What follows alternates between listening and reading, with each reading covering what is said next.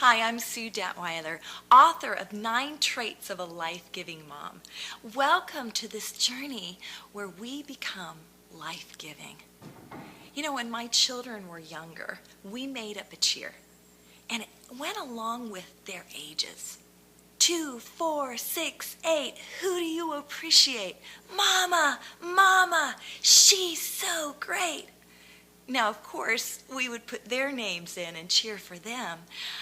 But you know, I had my own cheerleaders encouraging me. Those were the days that I had hugs and kisses, and I often felt like a great mom.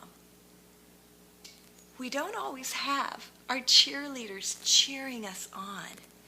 And seasons change, and sometimes, if we're not careful, we put our identity in how our children behave or how our children relate to us.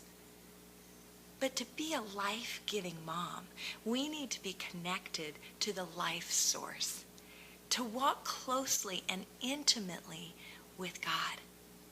And if we're honest, every mom has issues. No moms are perfect. And so every mom needs friends and encouragers so that we can come alongside and encourage one another even in our imperfect progress as life-giving moms. When my oldest daughter was entering into high school, she was trying out for the high school soccer team. And I was running with her, helping her condition. But it came to the end of her tryouts, and she was in tears. And she said, Mom, if I don't run the mile fast enough, I will be cut from the team. And I said, honey, what do you want me to do? Do you want me to come to practice?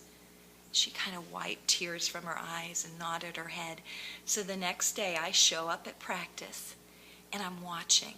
I'm watching as she's going around running the race, and I could hear the coach calling the time.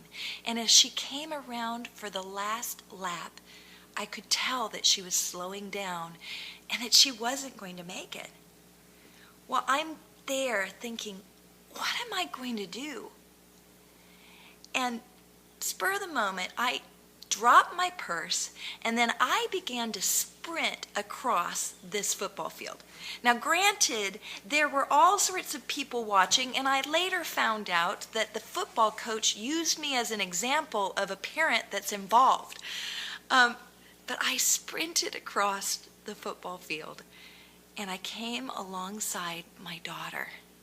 And I put my hand on her back, or close enough that she could feel my presence, and I said these words. I said, you can do it. And immediately, it was as though she was infused with fresh life and energy, and she began to pick up her pace. And we ran together, sprinting to the finish line, and the entire team cheered. She had made the team. You know what? As I was writing this book, this was the picture that came to my mind. I want to be a person in your life through this book that I sprint across the football field for you. But more than that, I want you to know that there's one that knows your journey. He knows the intimate details of your life. He knows when you've made mistakes. He knows when you've blown it. He knows when you're tired. He knows when you're weary. He knows all. And you know what? He's the one that comes alongside you, and he puts his hand on your back. And you know what? Here's what I know. When you feel God himself putting his hand on your back and whispering in your ear and saying to you, you can do it, your pace will pick up and you will be able to cross the finish line.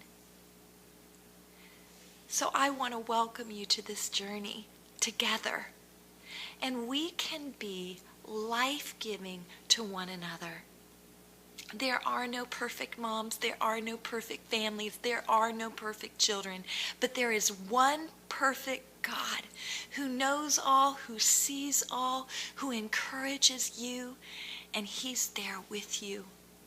So right now in this first video, I want to encourage you to make a statement of faith. And that statement of faith is, I can do all things through Christ who strengthens me. I can be the best mom in the world for my child with God's help.